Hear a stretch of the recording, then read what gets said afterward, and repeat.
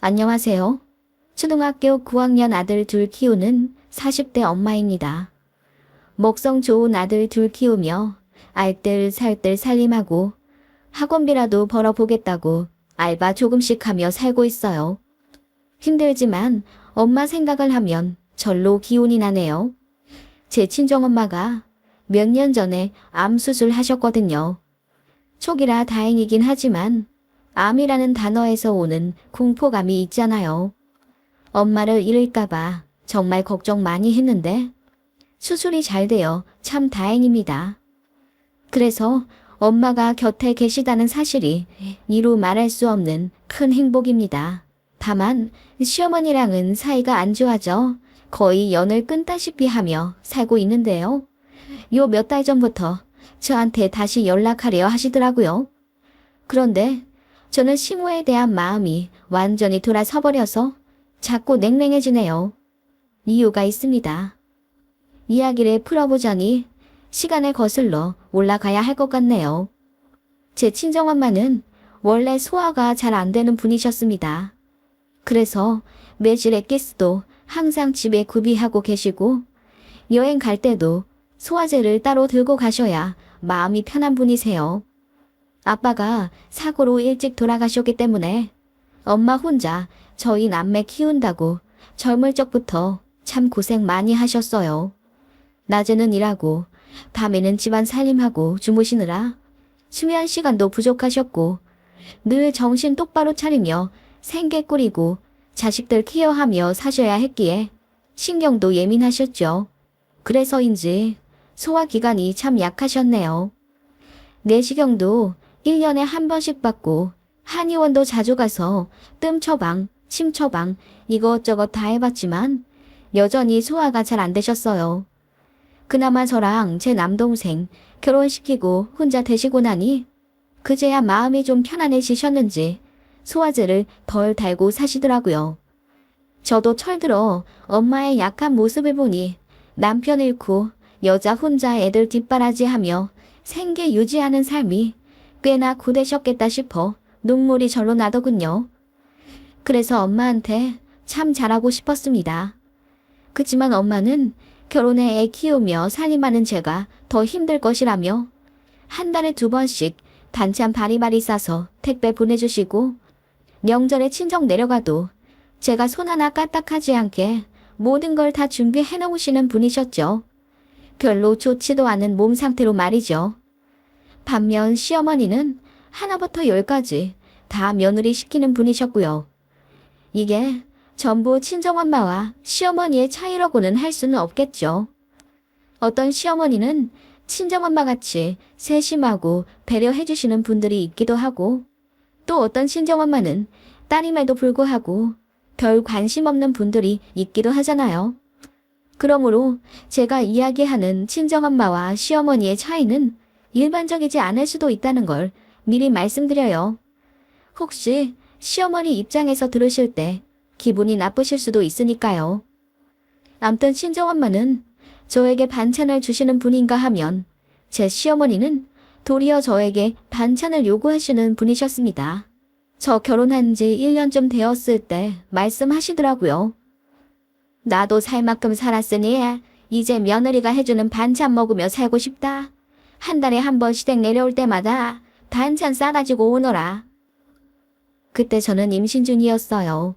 입덧이 너무 심해서 다니던 회사를 관두고 집에서 쉬고 있던 중이었고요. 어머님은 전업주부로 지내며 당신 아들이 뼈 빠지게 벌어온 돈을 마음 편히 몸 편히 쓰고 있는 며느리가 못마땅하셨는지는 몰라도 그렇게 제가 회사 관두자마자 반찬 요구를 하시더라고요. 그때 남편이 와이프 입덧 때문에 밥도 제대로 못 먹는데 어떻게 반찬을 만드냐고 화를 내서 중재를 하긴 했지만 어머님은 그걸 시작으로 저에게 시자짓을 본격적으로 하셨네요. 애들이 아프기라도 하면 집에서 놀면서 애들 건강도 하나 못 챙기냐? 애들이라도 잘 키워야지. 내 소중한 손자들 아프면 네가 혼나야 한다. 라며 전화기 넘어 언성을 높이셔서 가뜩이나 애들 아파 병간호하느라 힘들어 죽겠는데 더 서럽게 만드신 적도 있고요. 그리고 아무 연락 없이 저희 집에 갑자기 방문하셔서는 대뜸 2박 3일 자고 가신다고 하실 때도 많았어요.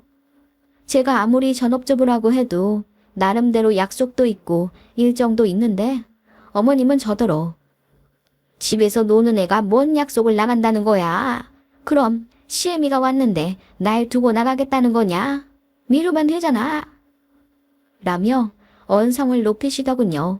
그때 10년 만에 귀국한 친구와 겨우 짬내어 점심 식사하기로 한 날이었는데 어머님이 완강하게 나가지 말라고 하셔서 그날 못 나갔어요. 그래서 그 친구 결국 못 보고 다시 외국 보냈고요. 어머님은 그 정도로 며느리 알기를 우습게 아시는 분이셨죠. 아버님은 무뚝뚝하시긴 해도 저에게 상처 주는 언행 하지 않으셨는데 어머님이 참 저를 힘들게 하셨네요. 명절에는 더 했고요. 종갓집도 아닌데 며느리 새로 들어왔다고 음식 가짓수를 엄청 늘려놓으셔서 어머님조차 감당이 안 될 정도로 명절 음식을 많이 시키셨어요. 그래서 저 명절 지나고 나면 기름 냄새가 물려서 며칠 동안 밥도 제대로 못 먹었습니다. 그리고 저 결혼한다고 어머님이 없던 제사를 만들어내셨더라고요. 그래 놓고는 음식 저 다 시키셨어요. 어머님은 허리 아프다며 안방에 누워 계셨고요. 그래서 남편이 보다 못해 저 돕는다고 제사 준비를 같이 했는데 부엌에서 아들 소리 나는 게 거슬리셨나 봐요. 문을 확 열고 나오셔서는 보자 하니까 아주 꼴값을 떠는구나. 평일에 일하느라 고생한 남편 시키지 마라. 전업주부면 전업답게 행동해. 며느리 노릇도 네가 할 일이다. 그라고 소리를 치시더군요. 그래서 남편이 너무하다고 대들었지만 어머님은 귓등으로도 안 들으셨네요. 그런 일이 반복되기 시작하니 저도 그렇지만 남편도 본인 본가 가는 걸 꺼려 했어요. 그리고 아이 앞에서 대놓고 엄마인 저를 무시하는 어머님의 모습에 애들한테도 교육적으로 좋지 않은 영향이 갈 것 같더라고요. 그전에는 한 달에 한 번은 시댁 꼭 갔었는데 점점 발길이 뜸해지게 되더군요. 그리고 멋 모르는 새댁 때야 시어머니가 마냥 무서웠지만 시간이 지날수록 저를 존중해주지 않는 시어머니라 저도 정이 떨어지기 시작했고요. 시댁이랑 저희 집은 차로 1시간 정도 떨어져 있는 거리라 자주 왕래하면 할 수는 있겠지만 제 마음이 그렇더라고요. 남편도 저 상처받는 거 보면서 아무렇지 않을 냉혈한도 아니었고요. 그래서 시댁 자주 안 가기 시작하니 어머님이 애가 닳고 약이 오르셨는지 전화로 그렇게 저를 못살게 구셨습니다. 매일매일 전화해서 아프다 소리 하시고 집에 뭐가 망가졌는데 어떻게 해야 하는지 모르겠다고 우는 소리를 하시더군요. 그런 식으로 시댁에 오게 만드는 거예요. 그런데 막상 시댁 가서 어머님을 살펴보면 그냥 꾀병이었어요. 다리가 아프다고 해서 병원에 가자니 안 간다고 하시더군요. 그래서 남편이 강제로 모시고 병원에 가 검사를 받았는데 아무 이상 없었어요. 오히려 평균 나이보다 더 건강하다고 의사가 그러더군요. 그 말에 어머님은 얼굴이 새빨개져 아무 말 못했고요.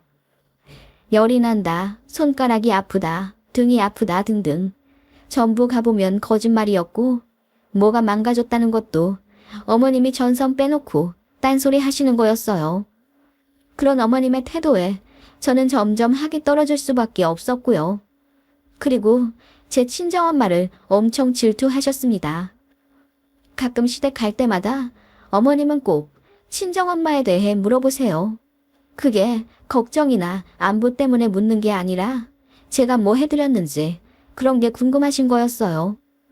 시어머니는 제 친정엄마 생신을 알고 계십니다. 달력에 항상 적어 놓으세요. 생신 축하한다고 문자 한 통 넣으시는 것도 아니면서 그러세요. 이유는 제가 친정엄마 생신 때 뭐 해드렸는지 잊지 않고 물어보기 위함이었습니다. 친정엄마 생신 지나고 시댁에 가게 되면 어머님은 저를 붙잡고 꼬치꼬치 물어보세요. 이번 엄마 생신 때 뭐 해드렸냐? 이번에 필요하신 거 없다고 하셔서 현금 드렸어요. 얼마나 해드렸는데? 20만 원이요. 뭐? 20만 원이나 해드려. 너무 많이 해드린 것 아니냐? 그 말에 제가 황당하다는 듯 어머님께도 저희가 생신 때 20만 원 해드렸잖아요. 왜 그러세요? 라고 물으니 어머님이 당황하며 아, 그랬냐? 기억이 잘 안 나네. 아무튼 부모님한테 너무 많이 해드릴 필요 없어. 그러면 결국 자식한테 의지를 하게 되거든. 이라고 하시더군요. 그 말에 저도 발끈해서 그럼 이제 아버님 어머님께도 생신 때 더 적게 드려야겠네요. 라고 했더니 어머님이 기분 나쁘신 듯 저더러 말끝마다 말대꾸 한다고 혼내시더군요. 저도 이제 할 말은 하기 시작하는 며느리였고 더는 어머님의 부당한 대우에 참지 않았어요. 시댁도 잘 가지 않아서 그런지 어머님은 은근히 제 눈치를 보기는 하셨지만 그래도 여전히 시자짓은 열정 넘치게 하시더군요. 아무튼 친정엄마 생신 때 돈 해드리면 많이 넣었단 식으로 눈치 주시고 옷을 해드렸다고 하면 왜 본인은 안 해주냐며 삐지셨어요. 그런데 제가 어머님께 옷이랑 스카프 같은 걸 사드려도 어머님이 취향에 안 맞는다고 하시며 고모님들 드리거나 장롱에 처박아 두시거든요. 그래놓고는 제가 친정엄마한테 의류해드렸다고 하면 그렇게 질투나 안달이셨어요. 그런 시무의 모습에 짜증은 났지만 그래도 연 끊고 싶을 정도로 화가 나진 않았습니다. 사건의 발단이 된 건 친정엄마의 암 선고 직후였습니다. 제 친정엄마께서 소화가 잘 안 된다고 말씀드렸잖아요. 그래서 유독 건강검진 중 위와 장 내시경은 신경 써서 받게 해드렸습니다. 그날도 1년에 한 번 있는 정기검진이었는데 엄마 모시고 병원 갔던 남동생이 저에게 근심 어린 목소리로 엄마 위 내시경 중에 미심쩍은 부분이 있어 조직검사를 했다고 하더군요. 그 얘기 듣고 걱정은 했지만 별건 아니겠지 애써 생각했습니다만 역시나 암이었습니다. 하늘이 무너질 듯 슬펐어요. 아빠도 일찍 잃었는데 엄마마저 벌써 보내게 되려나 싶어 엄청 불안해지더라고요. 그래도 다행히 위암 초기라 수술이 가능했고 결과 나오자마자 바로 수술 날짜를 잡았습니다. 시어머니께 따로 말씀은 안 드렸는데 남편이 시댁에 이야기를 했나 보더라고요. 어머님이 저에게 따로 전화를 하셔서 친정엄마 괜찮으시냐 묻더군요. 그래도 초기라 다행이라며 저를 위로해 주시길래 감사한 마음이 들기도 전에 어머님이 이러시더라고요. 안 싸돈 나이가 올해 몇이나 되셨더라? 68이세요. 맞다. 나보다 3살 더 많으시지? 그래, 병날 때도 되셨지. 남편 없이 혼자서 그 개고생을 해가며 사셨으니. 그 말에 기분이 갑자기 확 나빠지더군요. 병날 때도 됐다뇨? 그리고 개고생이라는 말은 너무 하시네요. 친정엄마가 힘들게 사신 건 맞지만 어머님이 그렇게 비하하실 엄마 인생이 아니에요. 저도 엄마 때문에 많이 날카로워진 상태라 시어머니 말에 더 날서서 반격을 했네요. 그랬더니 어머님이 당황하시더라고요. 아니, 내 말은 그렇게 고생을 하셔서 병이 나실 수도 있다는 거야. 그래서 딸인 네가 더 잘 보살펴 드려야 한다는 말을 하려고 한 거다. 그렇게까지 삐딱하게 받아들일 필요 있니? 네 계좌로 100만 원 넣었다. 엄마 수술비에 보태라. 그리고 바로 전화를 끊어버리시더군요. 돈 100만 원 없어서 수술 못 받는 것도 아닌데 어머님한테 그 돈 다시 돌려드리고 싶더라고요.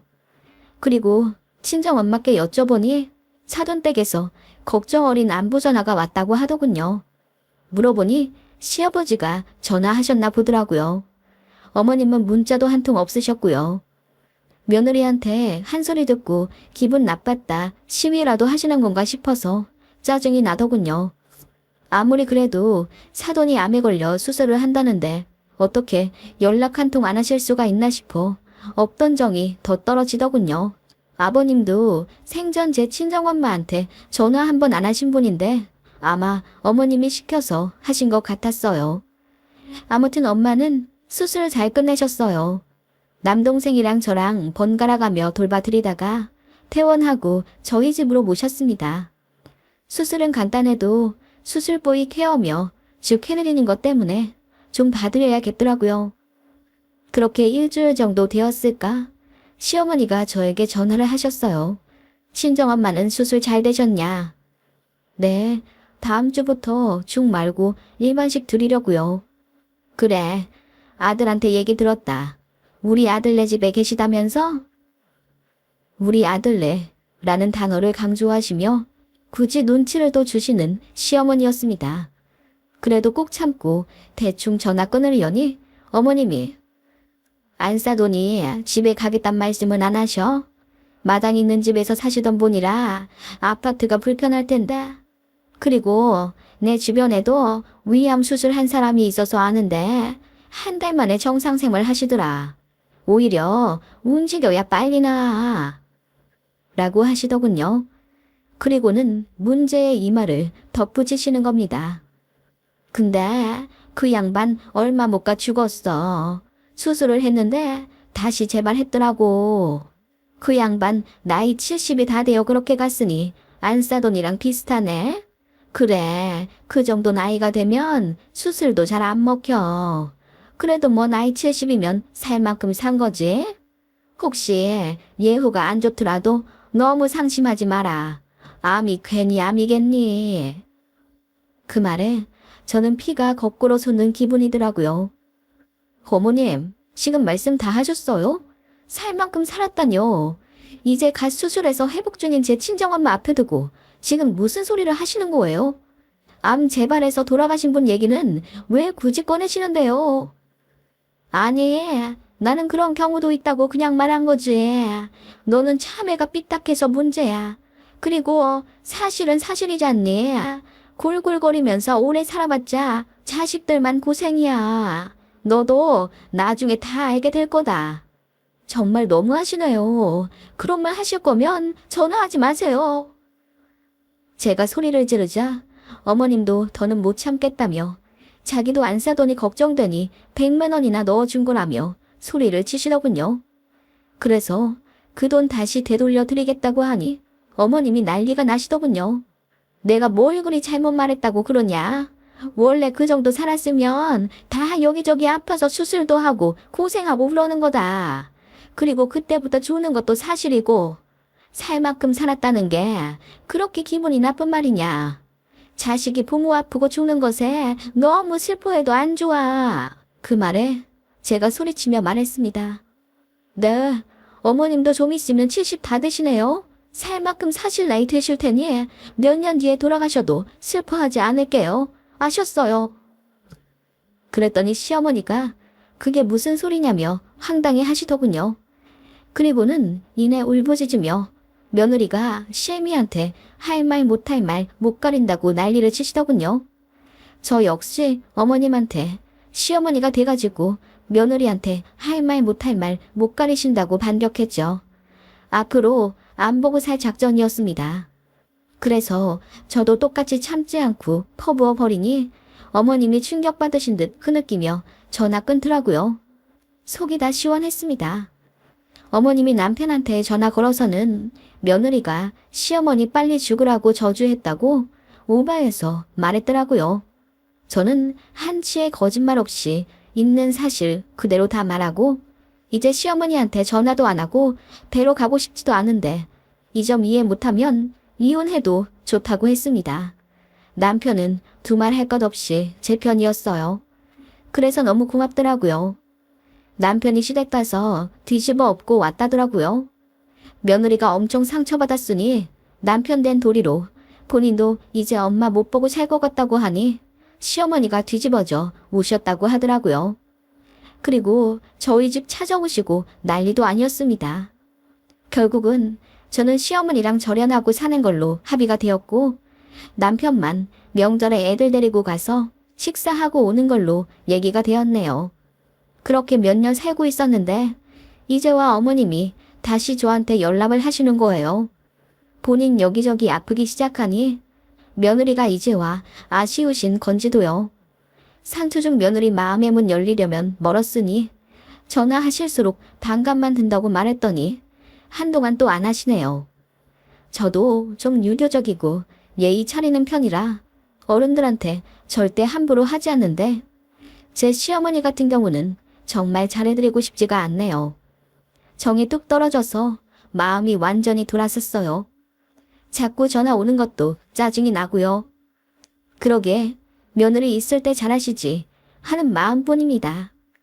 제가 대바라진 며느리도 아니고 그래도 착실하게 할 거 다 하고 그래도 꽤 순종적인 며느리였는데 뭐 얼마나 기감을 잡아보겠다고 그렇게 모진 말씀과 행동을 하셨는지 모르겠습니다. 참 친정엄마는 1년만 더 있으면 완치 판정 받으십니다. 그래도 항상 세심히 살펴보고 들여다보며 잘 케어해 드리려고요. 시어머니께도 충분히 잘해드릴 수 있었는데 다 자업자득 같습니다.